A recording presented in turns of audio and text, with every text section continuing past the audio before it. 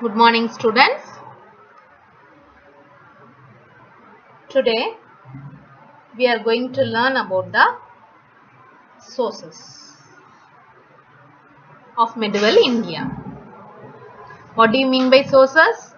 Sources are the supporting materials, documents or records in the form of evidences that help to reconstruct the past. This we already seen. Now, classification of sources. In that classification, primary and secondary sources. Primary sources we already seen. Today we are going to learn about the secondary sources. What are secondary sources? The secondary sources are literary work, chronicles, travelers, biographies and autobiographies. First of all, literature. It is literary works. In that literature work, religious literature means devotional movement in South India and later in North resulted in the development of bhakti or devotional literature. The Chola period was known as the period of devotional literature. Literature means writing. Chola period is known as the period of devotional literature. And the works such as Kambaramayanam, you may study it in a Tamil, isn't it? Sekilar Periya Puranam, Naladiya Divya Prabandham, composed by 12 Alvas and compiled by Nadamuni, Devaram composed by Appar, Sambandar, Sundara and compiled by Nambiyandar Nambi. Manikavasahar Tiruvasagam, all were scripted during the Chola times. Now coming to the secular literature, Madura Vijayam and Amuktamalaya were the poems composed by Ganga Devi. Who composed this? Madura Vijayam and Amuktamalaya? Ganga Devi composed these poems. Krishna Devaraya, he is a famous king, that is Vijayanagar king.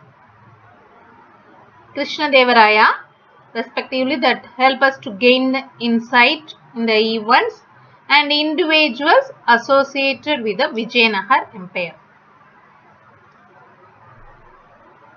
Next, books, autobiographies and biographies.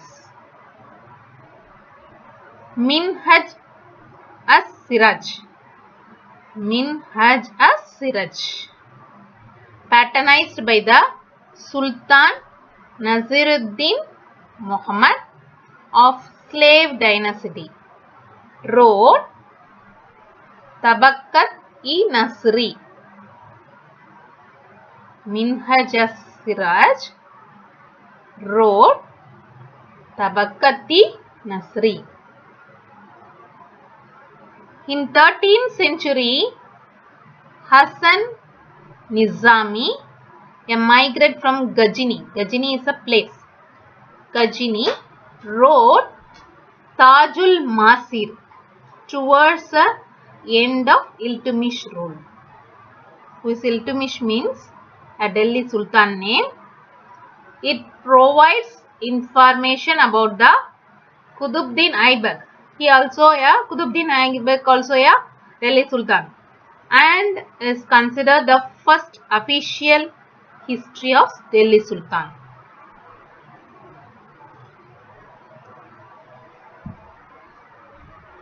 In 16th century, the emperor Babur Nama and Abul Fasal Akbari and Akbar Nama provided detailed information about these two emperors. In 17th century, Jahangir wrote Tazk-i-Jahangiri. Next, travelers. Travelers we know.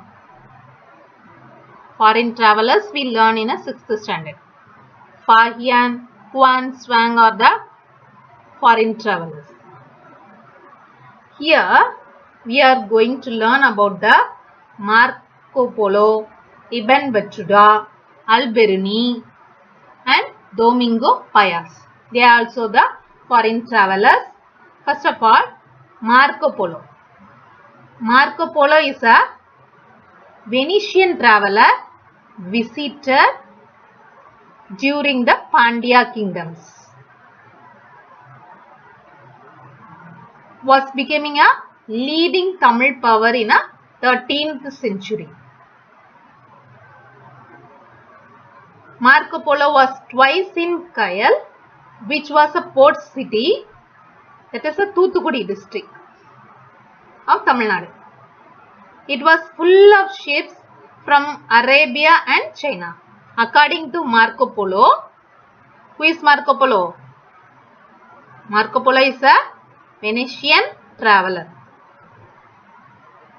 Marco Polo written that thousands of horses were imported into South India by sea from Arabia and Persia.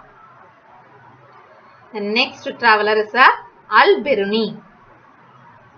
Al-Biruni accompanied Muhammad of Ghazini in one of his companions and stayed in India for 10 years. Al-Biruni learned Sanskrit and studied the philosophy of India.